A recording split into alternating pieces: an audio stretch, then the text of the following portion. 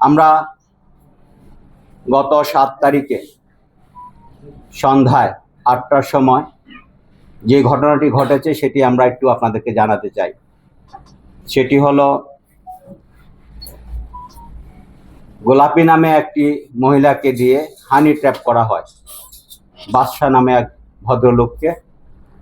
বাদশাহ বিবিবিএল থেকে 25,000 টাকা এটিএম বোর্ড থেকে টাকা তুলে, সেই টাকাটি যখন তুলে তখন গোলাপী তার সাথে হানি ট্র্যাপের জন্য কথাবার্তা বলে, কথাবার্তার এক পর্যায়ে যখন বাদশাহ বুঝে যায় যে তাকে হানি ট্র্যাপ করা হচ্ছে, তখন বাদশাহ গোলাপীর সাথে দ্বন্দ্বে জড়ায় যায় এবং এক পর্যায়ে আপনারা দেখবেন ভিডিও ক্লিপের মধ্যে সে গোলাপীকে ঘুষি দিচ্ছিল। যখন গোলাপীকে 2টি ঘুষি দিল, এর মধ্যে পিছন থেকে আগে থেকে উৎপেতে থাকা গোলাপীর যে সহচর আরো 6-7 জন চাপাতি হাতে এই বাদশাকে পিছন থেকে কূপ দিতে থাকে। এলোপাতারি যখন কূপ দেয়, বাদশাহ তখন পালিয়ে যায়। এই ভিডিওটি ধারণ করছিল মরহুম সাংবাদিক আসাদুজ্জামান তুহিন। তিনি বসে এই ভিডিও যখন ধারণ করছিল, তার এই ভিডিও ধারণটি এই ক্রিমিনালরা দেখে ফেলে।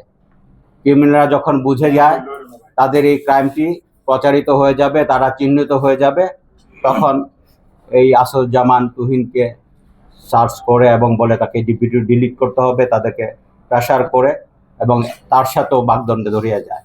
এক পর্যায়ে তাকেও তার উপরও আক্রমণ চালায়।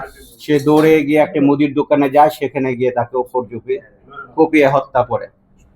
আমরা এই হত্যার নিন্দা জানাই এবং আমরা এটির জন্য পুলিশ প্রশাসন থেকে আমরা সত্যি এটির জন্য আমরা খুবই দুঃখিত। আমরা এরপরে চেষ্টা করেছি ভিডিও ক্লিপ দেখে আমরা তাদের ক্রিমিনালকে চিহ্নিত করতে। আমরা 8 জন ক্রিমিনালকে ভিডিও ক্লিপ দেখে আমরা শনাক্ত করতে পেরেছি। এই 8 জনের মধ্যে রয়েছে কেটু মিজান, যাকে আমরা গ্রেপ্তার করেছি। এই কেটু মিজানের নামে এর আগেও 15টি মামলা রয়েছে। আর যিনি হানি ট্র্যাপ করেছে তারই স্ত্রী পারুল আক্তার ওরফে গোলাপী, তাকেও আমরা গ্রেপ্তার করেছি। ভিডিও ক্লিপে যাতে দেখা গিয়েছে আলামিন 21, তার বিরুদ্ধে 2টি মামলা রয়েছে। স্বাধীন, তার বিরুদ্ধে 2টি মামলা রয়েছে। শাহজালাল ওরফে পিতা হানিফ, তার বিরুদ্ধে 8টি মামলা রয়েছে। ফয়সাল হাসান সাব্বিরের বিরুদ্ধে 2টি মামলা রয়েছে। এই 7 জনকে আমরা গ্রেপ্তার করেছি। আরেকজন ভিডিও ক্লিপে দেখা যায় নীল জামা পরা আরমান, তাকে আমরা খুঁজছি, আমরা গ্রেপ্তার করে ফেলবো। আমরা আশা রাখি, যেহেতু আমরা আসামি গ্রেপ্তার করা আছে, চাপাতি উদ্ধার করা আছে, আমরা বিশ্বাস করি ভিডিও ক্লিপ আছে, প্রত্যক্ষদর্শী আছে। ইভেন এই যে যিনি প্রথম ভিকটিম বাদশাহ, তার আমরা 161 নিয়েছি, 164 করাবো।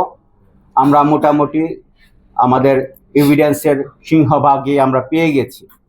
আমরা পিএম রিপোর্ট পেলে আমরা যে কোনো মুহূর্তে চার্জশিট দিতে পারবো আশা রাখি, এবং ভিডিও ক্লিপের মাধ্যমে যে আসামিগুলো ধরেছি, আমরা শনাক্ত করেছি, সেটি আমরা ফরেন্সিক করে নিব।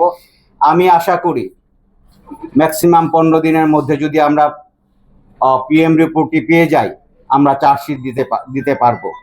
ক্রিমিনাল জাস্টিস সিস্টেমে পুলিশের কাজ শুধু ডিটেকশন এবং চার্জশিট দেওয়ার মাধ্যমে কিন্তু বিচার সম্পন্ন হয় না।